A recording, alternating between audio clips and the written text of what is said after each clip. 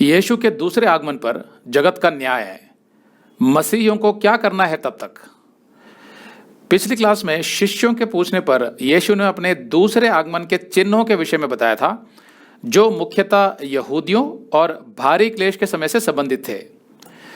यीशु यहाँ अपने मानवीय दृष्टिकोण से बात कर रहा था, मतलब ह्यूमन स्टैंड पॉइंट से। मैं पिछली क्लासेस में समझा चुका हूं कि यीशु में दो प्रकृतियां थी, टू नेचर्स, एक मानवीय प्रकृति और एक दिव्य प्रकृति, human nature and divine nature, जिसको हाइपोस्टैटिक यूनियन कहते हैं। कभी कभी कोई पूछता है कि यीशु तो परमेश्वर था, फिर उसे अपने दोबारा आने का निश्चित दिन और निश्चित घड़ी क्यों नहीं पता थी।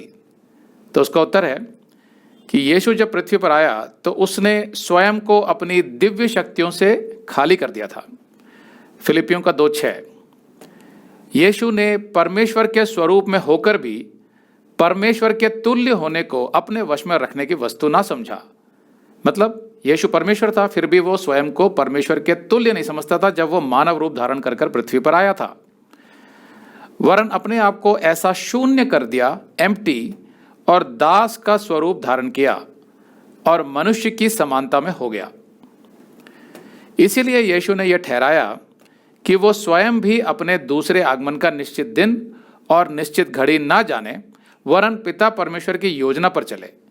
इसलिए यीशु ने कहा, मत्ती 24:36-51, उस दिन और उस घड़ी के विषय में कोई नहीं जानता, ना स्वर्ग के दूत और ना पुत्र यानी यीशु, परंतु केवल पिता। तो अब अगर कोई पूछता है कि यीशु का दूसरा आगमन कब होगा, तो उसका जवाब आप कुछ इस तरह दे सकते हैं कि सबसे पहले रैप्चर होगा, जिसमें सभी सच्चे मसीहियों को जो मर चुके हैं और जो उस समय पृथ्वी पर जीवित बचेंगे, उन सबको एक नया शरीर दे दिया जाएगा और उन्हें बादलों में उठा लिया जाएगा, जहां वे यीशु से मिलेंगे और यीशु उन्हें अपने साथ स्वर्ग ले जाएगा। रैप्चर के विषय की मुख्य आयतें 1 थिस्सलुनीकियों 4:13-18 में है। अब कुछ चर्च सिखाते हैं कि रैप्चर या तो भारी क्लेश के मध्य में होगा, मिड ट्रिबुलेशनल रैप्चर, या फिर भारी क्लेश के बाद होगा, पोस्ट ट्रिबुलेशनल रैप्चर। लेकिन अगर हम बाइबल में दी हुई रैप्चर से संबंधित सभी आयतों का एक साथ मिलकर अध्ययन करें तो हम जानेंगे कि रैप्चर भारी क्लेश से पहले होगा। आइए कुछ आयतें देखते हैं। पौलुस ने थिस्सलुनीकियों के चर्च को लिखा, 1 थिस्सलुनीकियों 1:10, और परमेश्वर के पुत्र के स्वर्ग पर से आने की बाट जोहते रहो, जिसे उसने मरे हुओं में से जिलाया, अर्थात यीशु को, जो हमें आने वाले प्रकोप से बचाता है। आने वाले प्रकोप मतलब भारी क्लेश, जब परमेश्वर का क्रोध, उसका रोष पृथ्वी पर बरसेगा, वो प्रकोप, उससे हमें यीशु बचाता है, क्योंकि रैप्चर में ही हम उठा लिए जाएंगे और यीशु के साथ हो लेंगे। तो इसके बाद आती है रैप्चर की आयतें, 1 थिस्सलुनीकियों में ही 4:17, तब हम सब बादलों पर उठा लिए जाएंगे कि हवा में प्रभु से मिलें, और इस रीति से हम सदा प्रभु के साथ रहेंगे। इसी बात को फिर पौलुस ने क्रम अनुसार दूसरे थिस्सलुनीकियों में भी समझाया।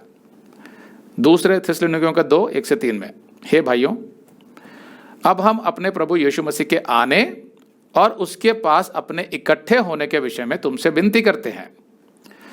अगर आप ये संदेश पूरा देखना चाहते हैं तो आप इसे हमारे वेबसाइट hindiBiblestudy.com पर देख सकते हैं। यह वीडियो हमारे सितंबर के वीडियोस में अपलोड किया हुआ है, तो जिनके पैकेज में भी सितंबर का महीना शामिल है, उनको ये वीडियो उनके माय अकाउंट में सितंबर के वीडियोस में मिल जाएगा।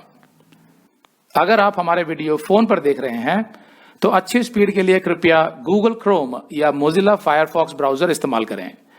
तो इनको डाउनलोड करने के लिए आप प्ले स्टोर में जाएं और ऊपर गूगल क्रोम टाइप करें, फिर आप गूगल क्रोम ब्राउजर पर क्लिक करें और उसे इंस्टॉल करें। ये एकदम फ्री है। इसी तरह आप मोजिला फायरफॉक्स टाइप करें, फिर आप मोजिला फायरफॉक्स ब्राउजर पर क्लिक करें और उसे इंस्टॉल करें। यह भी एकदम फ्री है।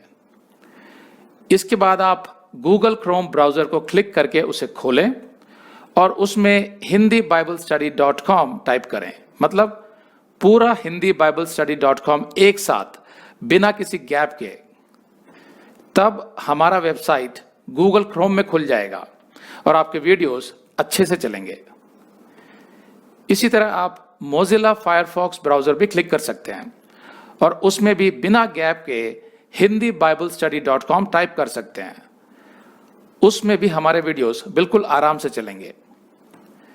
इसके अलावा अगर आप चाहें तो बेहतर स्पीड के लिए आप वीडियो के नीचे बने प्ले बार पर सेटिंग्स का चिन्ह दबाकर 240p 240p सेलेक्ट कर सकते हैं, जिससे आपका बहुत ही कम डेटा खर्च होगा। 240 सेलेक्ट करने के बाद आप वीडियो के बाहर कहीं भी क्लिक कर दीजिए, फिर वीडियो को पीछे ले जाकर शुरू से देखिए।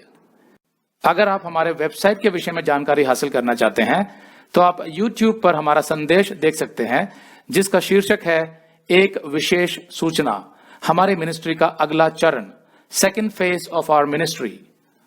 उसका लिंक इस वीडियो के नीचे दिया हुआ है।